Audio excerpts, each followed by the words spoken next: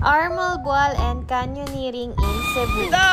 This is our third day in Cebu. Nag-book lang kami ng joiner sa Cebu Budget Travels. Message nyo sila sa Blue App. 4 AM kami na pick up ng driver sa aming accommodation and nag-pick up pa ng ibang joiners. Then nakaalis kami ng 5 AM and dumating kami sa Moalboal around 7 AM. Ang gandang experience itong Sardine Run. Kahit first timer or hindi kayo marunong lumangoy is magagawa nyo to. May mga guide na nag-a-assist and meron din namang life vest. And kung wala namang kayong underwater na gadget, meron silang pinapa-rent and sila na rin ang magsha-shot. Nag-try din kami ng friend ko na sumisid kaming dalawa pero hindi talaga kinaya. Pareho kaming hindi marunong lumangoy. Next, itong turtle watching. Malapit lang to sa shore kaya medyo lalangoyin na lang siya from Sardine Run.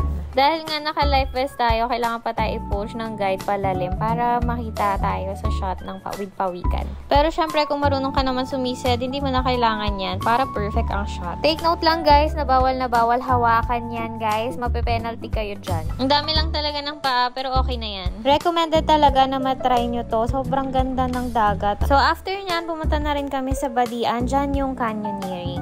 Pagdating nyo dyan is maglalag kayo. Bibigyan nila kayo ng helmet and yung life vest. Make sure lang guys na yung shoes nyo is close and yung sandals is talagang makapit. Pero nagpapahiram din naman sila ng shoes if ever hindi pwede yung gamit nyo. May konting orientation lang and mag-start na kayo ng canyoneering. Meron silang zipline and pwede rin yung piliin itong ginawa namin na mag-hike. Para sa mga travel na ganito, makipag-communicate tayo sa mga tour guide natin para maging komportable tayo and maging happy lang ang buong tour natin. Actually, wala talaga sana sa tour namin to. Pero naisipan lang namin na mag-join na para ma-experience ba. And yes, hindi kami na-disappoint. Sobrang worth it yung binayad. Sobrang sayang experience. Kaya kung magtutour kayo sa Cebu, wag na wag nyong skip tong canyoneering. Sobrang sayang experience. Hindi talaga kayo magsisisi dyan.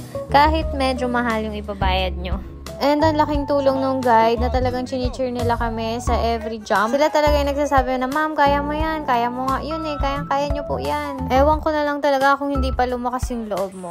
Itong 10-meter jump, sobrang taas niya talaga guys. Kakabahan talaga kayo. Kagaya na lang nitong friend ko, pang 3 attempt lang talaga dun na siya nakatalo. Pero once naman mapush nyo yan, grabe. Sobrang sarap sa feeling. Paalala lang guys na mahaba-habang lakaran to. Nag-start kami ng 10 AM. Natapos kami around 12:30. Sabi pa ng guide is mabilis na yun. Meron daw kasi umaabot ng 4 hours or worse, mga 6 to 7 hours. Kaya be ready, stretching malala. Kung maabutan naman kayo ng gutom, may mga mabibilihan naman along the way. So yun lang, comment kayo kung may tanong, follow now, and kung gusto nyo nang i-reveal yung nagastos namin. Yun lang, salamat!